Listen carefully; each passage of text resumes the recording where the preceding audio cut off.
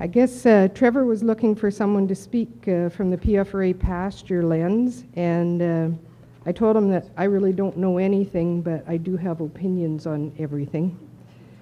My name is Maureen Clay, and I worked for PFRA for 32 years, and I retired 4 years ago. I started working in the pasture system in 1976, and I became the Weyburn District Pasture Supervisor in 1977.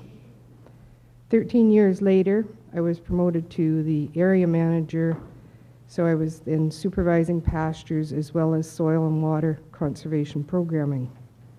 We had 13 pastures in southeast Saskatchewan. Our largest had just over 40,000 acres, and our smallest was around 10,000 acres. The taxpayers of Canada paid a portion of our pasture programming when I was working there, and this has been talked about already today. The people who owned the cattle and brought them to the pastures paid 100% of some of the costs, breeding bulls, cross fences, those kind of things that only benefited the cattle owners. But some other costs, like perimeter fences, were deemed to benefit all Canadians. Canada had decided that these fragile soils should be protected and never be allowed to be broken again. That was an important lesson that we learned. In 1976, when I first started working for the pasture system, there used to be a soil classification of Class 1 to Class 6. Class 1 soils were the very best soils for annual crop production. Class 5 and 6 soils had severe limitations for annual crop production. It shouldn't be surprising that our fences on the original 1930s pastures were built almost on top of those contours. So if you looked at the RM Lomond, and I know there's some people here from the RM Lomond, if you looked at the RM Lomond map, we have 3 separate PFRA pastures in that municipality, and the contour for the Class 5 and 6 soils almost directly lines up with where our fences were built. So these are the most fragile and the lands that should not ever be turned back into annual crop production. These lands, some of these lands, just a portion of them, had been broken, and they did blow terribly in the 1930s. The fragile soils needed to be protected from the plow. Canada paid a portion of those perimeter fences to protect those soils. Once permanent cover was reestablished on the blowing soil areas, the scientific community agreed that this should never be allowed to happen again, which led to the creation of the PFRA pastures. I haven't been on most of the pastures for a period of time, but if you went into the areas that had land broken and blowing in the 30s, you can to this day see the difference in productivity. When they talk about tons of topsoil being lost, it takes hundreds of years to recuperate that. For many wildlife species, a large contiguous block of native prairie is required for their survival. Swift fox, burrowing owls, black-footed ferrets, ferruginous hawks. We saw pictures of the species this morning. They don't do with just a little bit of 5 acres of prairie here, 50 acres of prairie there. 10,000 acres in an area is a requirement for them to thrive. If any of you have had the pleasure to be out in a pasture in the springtime and get to see some prairie chicken dancing grounds, it's a sight that you'll never forget, and certainly well worth the money. Insect species, grass species, forb species, mammal species, bird species all have a place in these large blocks of land. It's already been done this morning, but I had this written ahead of time, so I'm going to go ahead. I like to divide the PFRA pastures kind of into two time frames. The pastures that were created in the 1930s are all located within the Palliser Triangle. And you saw what happened with the public policy in the impact on what happened in the Palliser Triangle. These are the most fragile of ecosystems and the most easily destroyed. Many more pastures were added after World War II, and I personally don't know all the history of that. I believe there was economic development and farm sustainability reasons for pastures being created evenly throughout all of the prairies.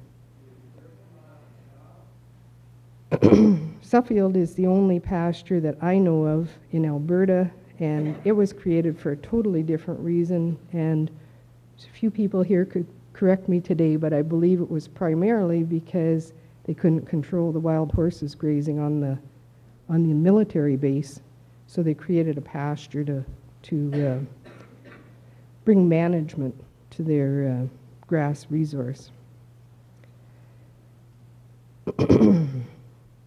Some of the areas that were created in the Palliser Triangle do have severe limitations for crop production, but some others might be okay in today's soil conservation seeding techniques and new technologies that are available. And I don't want to pass judgment on that. I can only speak to the ones I know, and those are the ones inside the Palliser Triangle. I do not believe that any of those original 1930s pastures should be surrendered to private ownership. They need to be protected for future generations. One of the soil conservations that PFRA delivered in the past was called the Permanent Cover Program. A producer could sign up for 10 or 21 years. The payment they received was higher for the longer that you allowed a caveat to be put on your land. So the caveat was registered against the land for the time frame you signed up for. And at that time, we had full-time staff that could randomly check to see if these lands had been returned to annual crop production or if they'd been left in the permanent cover format that people had agreed to. Many producers had to repay dollars after they were caught. It leads you to understand that a caveat is a legal document and it's a good thing, but unless you're somehow monitoring it, it's very, very difficult to say that that land will or will not be broken. When it's annual cropland that's put into permanent cover and it gets broken, it's not good, but it's not the end of the world. When it's native grass that's developed over thousands of years and it gets broken, it's not easily returned. Even if you go and find out that it shouldn't have happened, you can plant some native grass species, but you're not going to get the biodiversity that you had before because you can't plant the dozens of species that existed. You'll maybe choose 2 or 3. Who will administer caveats placed on pasture lands if they're sold?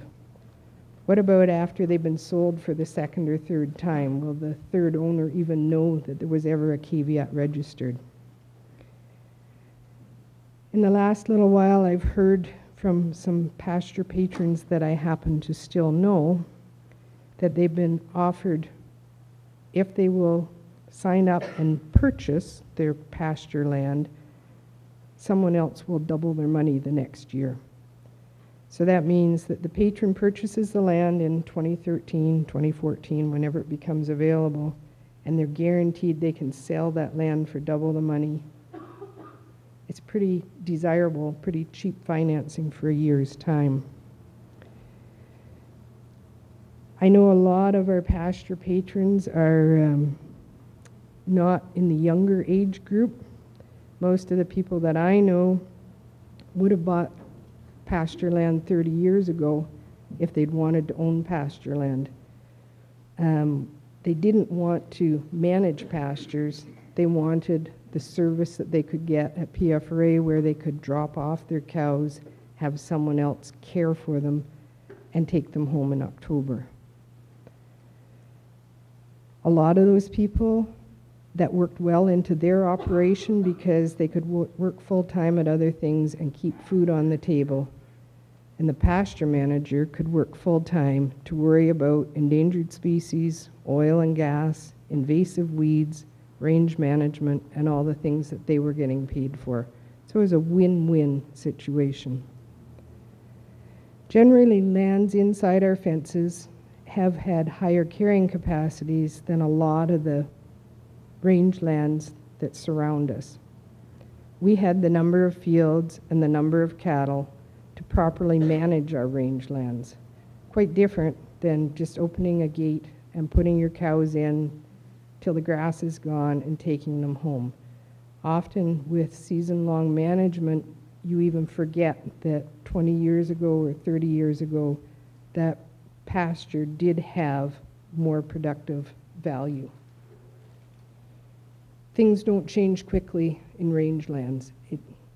An annual crop, you put the crop in, 100 days later you harvest it, and you know right away if you made a mistake. When you're managing range, you can make a mistake this year and you might not really find out the problem for another 10 years, 20 years. It's very slow to change. So in summary, I'm most familiar with community pastures that are within the Palliser Triangle. The people of Canada have paid to maintain these lands in a sustainable, ecological, and environmentally friendly way. These are great carbon sinks, growing grass from early spring to late fall.